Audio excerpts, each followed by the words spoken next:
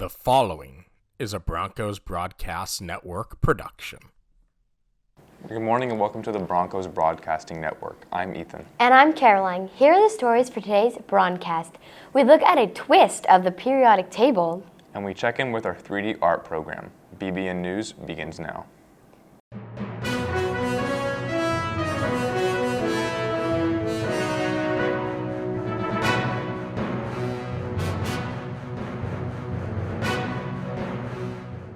Today is Wednesday, February 7th, which is National Periodic Table Day and National Ballet Day. If today's your birthday, you share a birthday with Chris Rock, Ashton Kutcher, and Garth Brooks. If today's your birthday, happy birthday. Juniors and seniors, it is time to get your prom tickets. The Bridgerton prom will take place at the National Ballroom at the Omni Orlando on April 6th. Tickets are on sale now for $105. Get your tickets before the next price increase on February 17th. Please remember tickets are available for juniors or seniors only, but those students may take a guest of any grade level. There are no refunds or exchanges. Students cannot have any outstanding obligations. Outside attendees will be subject to a background check before being able to attend, and nobody over the age of 20 may attend. Dress codes will be strictly enforced, and DHS administration has the right to void any ticket at any time. Seniors, make sure you are checking the school's Facebook page, facebook.com/BroncosDHS, for scholarship information. Polk County's biggest HBCU fair will be on February 24th from 8 until 3 at the Simpsons Park Community Center in Lakeland. Scan the QR code on the screen to register now. Ladies Quest will be hosting the first annual Fairy Tale Brunch right here at DHS on Saturday, March 9th from 10:30 until 2:30. This event will include brunch, activities for kids, door prizes, special magical guests, and more. You can purchase your tickets today through event ticketing on the Davenport High School website. Students who have not submitted their community service or work hour forms, please submit them to Ms. Brown by April 12th. French Club will have their next meeting after school today from 2 until 3 p.m. This month will focus on the traditions of Mardi Gras and will have a chance to eat king cake. King cake originated in France to celebrate the Epiphany. Students will also make their own Mardi Gras masks. If you have any questions, please see Mr. Mosier Maldonado. As we mentioned earlier today is National Periodic Table Day. Orca Studio gives you a unique look at combining elements. Welcome back to the Orca Studio Show.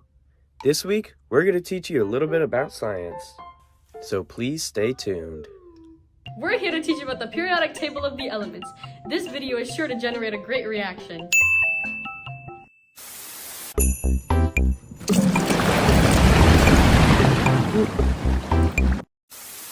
What do you do with a dead chemist? You bury him. Hey son, can you pass the sodium chloride? The what? The sodium chloride, the scientific name for salt. Thanks, chemistry.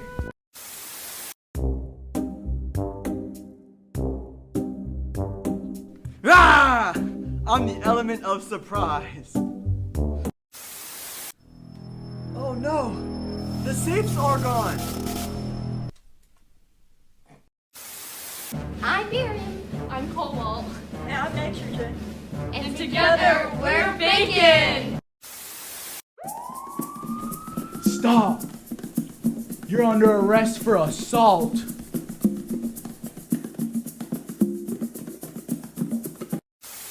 What's that smell? Today's ACT word of the day is subversive, meaning to intend to overthrow, deceive, or destroy. Fearing a loss of power, the dictator imprisons all the journalisms, claiming all of their writings were subversive. Attention students, during the third quarter, Davenport High School will be having a grade level attendance competition. The grade level with the highest daily average attendance during the third quarter will earn time out of class for an organized event, such as a movie day or a field day. Keep showing up to school as much as possible to help your grade level win. Are you planning on going to college or a trade school? Then you will want to apply for the FAFSA to get some federal student aid. Head to www.fafsa.gov and create your FSA ID today. The Media Center has 2 events coming up soon. On February 14th, the annual Valentine's Day Speed Date with a Book will occur, and all bachelors and bachelorettes will be guaranteed a date, with a book that is. And on Thursday, February 22nd, during C&D lunch will be the next book discussion. This month's selection is Live, Laugh, and Kidnap by Gabby Noon. Please see Ms. Hoffman with any questions.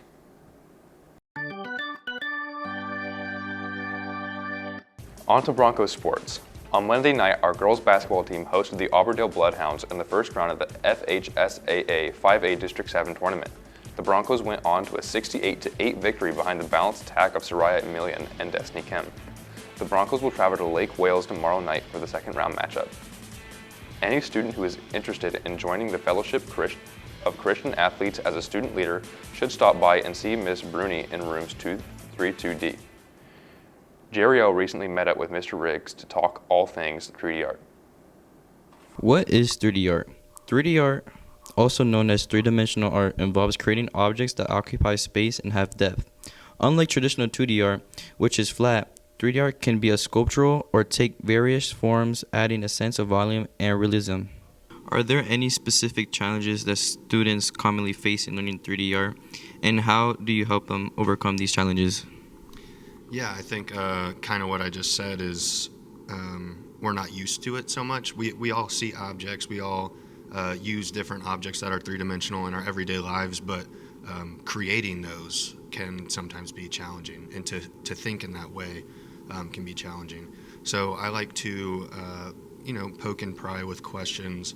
I don't want to just give them the solutions necessarily, so asking those harder questions where it really makes them think. Obviously, if we're stuck, I can go in and we can help and we can come up with some solutions to those building problems. But I like to have the students try and figure it out on their own before I get too involved. Can you share examples of successful projects your students have completed in the past? Yeah, so in 3D art, what makes it different than ceramics, I know we've talked about that before, is we use a bunch of different materials, so it's not just clay. We do use clay, but that's not the main focus. We use a lot of different things. So this here was, we focus on reeds. We used reeds to build the skeleton of our forms, and then we covered them with tissue paper. So this is a nice little dragonfly, pretty successful piece by one of our students. We also use things like wire. So this isn't completed yet, but as you see, she's in the process of making a tree for one of her AP projects, which is focusing around movement and nature and all of those things. So this is really exciting to see start coming to life. All right, so right now in my 3D class, we're actually working with found objects. So this is a mixed media piece with a bunch of different things from around their house. So they're making these little animals or creatures that they come up with using things that they found from their home. This one right here looks something like a cat. So pretty cool. It makes the kids be creative with the things that they find. And just another example is I don't know if you can see. This is actually foam that they've carved and then painted. We made these little tikis, which are pretty cool. So just a bunch of different things, bunch of different materials. This is just kind of the tip of the iceberg for what we use, but yeah, lots of different cool things that we do. This is Jerrio Vega, and this is for Broncos Broadcasting Network.